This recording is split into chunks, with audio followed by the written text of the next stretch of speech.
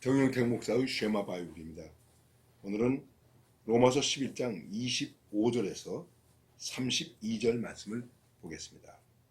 형제들아, 너희가 스스로 지혜 있다 하면서 이 신비를 너희가 모르기를 내가 원하지 아니하노니, 이 신비는 이방인의 충만한 수가 들어오기까지 이스라엘의 더러는 우둔하게 된 것이라. 그리하여 온 이스라엘이 구원을 받으리라 기록된 바, 구원자가 시온에서 오사 야곱에게서 경건하지 않은 것을 돌이키시겠고, 내가 그들의 죄를 없이 할 때에 그들에게 이루어질 내 언약이 이것이라 함과 같으니라. 복음으로 하면 그들이 너희로 말미암아 원수가 된 자요, 택하심으로 하면 조상들로 말미암아 사랑을 입은 자라. 하나님의 은사와 부르심에는 후회하심이 없느니라.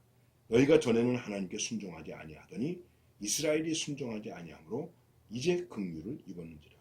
이와 같이 이 사람들이 순종하지 아니하니 이는 너희에게 베푸시는 긍휼로 이제 그들도 긍휼을 얻게 하려 하심이라. 하나님이 모든 사람을 순종하지 아니하는 가운데 가두어 두심은 모든 사람에게 긍휼을 베풀려 하심이로다. 오늘 부를 찬송은 527장 어서 돌아오, 이 찬송을 부르시면서 은혜가 되시길 바랍니다.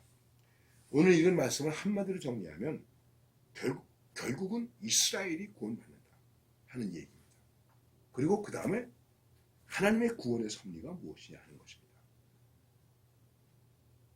그리고 이 부분을 바울은 뭐라고 말하냐면 신비하다, 신비로 얘기하고 있습니다.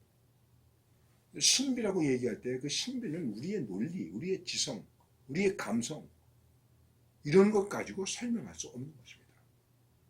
여러분, 우리가 살면서 그런 거 많이 보지 않습니까? 말로, 논리로 설명할 수 없습니다. 그런데 한 현상이 있습니다. 그런 경우가 종종 있습니다. 그래서 그런 것을 가지고 신비하다, 이렇게 말하는 것입니다. 신앙은 신비한 것입니다. 바울이 하나님의 구원을, 이게 하나님의 신비다, 이스라엘 백성이 버림받은 것 같기도 하고 버림받았고 또 이방인이 구원을 받고, 이게 하나님의 신비이다. 그리고 그 신비 속에는 구원의 숫자가 있다. 이 구원 때문에 한때는 우둔해지기도 하고 한때는 지혜롭게 되기도 한다. 성경이 뭐라고 말씀하고 있습니까? 이스라엘이 구원받는다. 그런데 현실적으로 지금 보니까 바울이 말하는 것입니다. 그런데 이 복음을 얘기하면 이 복음 때문에 바로 이미 하나님을 믿었던 이스라엘과 원수가 되었다. 그런데 이거를 택하심으로 얘기한다면 이스라엘 백성에게는 하나님의 사랑이고 하나님의 은혜다. 이스라엘 백성이 택함을 입은 것은 하나님의 사랑이다. 그런데 지금 복음 앞에서는 이스라엘은 오히려 하나님과 원수가 되었다. 그러나 그래도 그 속에는 이스라엘을 구원하는 섭리, 그리고 이방인 너희들을 구원한 하나님의 섭리, 지금 우리가 하나님의 은혜로 구원받는 섭리, 그게 있다. 그 신비가 있다. 그러면서 그 신비에 대한 것을 이렇게 신앙 고백하고 있습니다. 29절에서 하나님의 은사와 부르심에는 후회하심이 없느니라. 우리가 볼 때 안 됐고 꺾였고 잘못된 것 같고 왜 이럴까 이렇게 생각하지만은 하나님의 은사와 부르심에는 후회하심이 없느니라.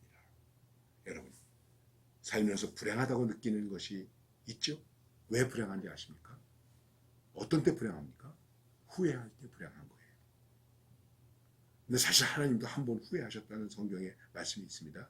그게 뭡니까? 내가 이 사람 지은 거 내가 후회한다, 한탄한다. 너무 죄를 많이 지니까. 하나님의 은사와 부르시면은 후회하심이 없느니라. 그러면서 거기 그 중요한 것을, 그 신비를 역설적으로 얘기하고 있는데 뭐라고 얘기하고 있느냐면은, 전에는 하나님께 순종하지 아니하더니 이스라엘이 순종하지 아니함으로 이제 긍휼을 입게 되었다. 이스라엘이 순종하지 않은 것 때문에 이방인들이 긍휼을 입게 되었다. 만일 이방인들이 순종하지 않게 되면 누가 긍휼을 입게 될까요? 이스라엘이 긍휼을 입게 되겠죠. 하나님이 모든 사람을 순종하지 아니하는 가운데 가두어 두었다. 그리고 그 속에서 뭐가 있습니까? 하나님의 긍휼과 하나님의 은혜가 있다. 다 죽는데 7천이 남아있다. 다 망했는데 살아있다. 다 안 믿는 것 같은데 믿는 사람이 있다. 그래서 남은 자가 있고 남은 자를 통해서 하나님의 역사는 계속된다. 복음의 역사는 계속된다. 불순종하지만은 순종의 역사가 있고 순종하는 가운데도 거역의 일이 있습니다. 이 두 가지의 불연속전의 관계, 이거는 제가 설명할 수가 없습니다. 제가 여러분들에게 뭐 이렇게 로마서의 말씀을 가볍게 읽고 있습니다만은 제가 뭘 다 잘 알기 때문에 곧 통달했기 때문에 말씀드리는 것이 아닙니다. 그 말씀을 읽으면서 그래도 이 말씀 속에서 깨달은 하나님의 은혜의 말씀을 여러분과 나누는 것인데 그게 무엇이겠습니까? 이게 바로 하나님의 신비다. 그렇죠. 곰곰이 생각해 보세요. 조용히 생각해 보세요. 내가 하나님을 믿게 된 것이 신비 아닙니까? 그래서 말하는 거예요. 나 같은 죄인이. 나 같은 게 어떻게 예수를 믿어서 하나님의 백성, 구원의 백성, 천국을 바라보는 백성이 되었는가?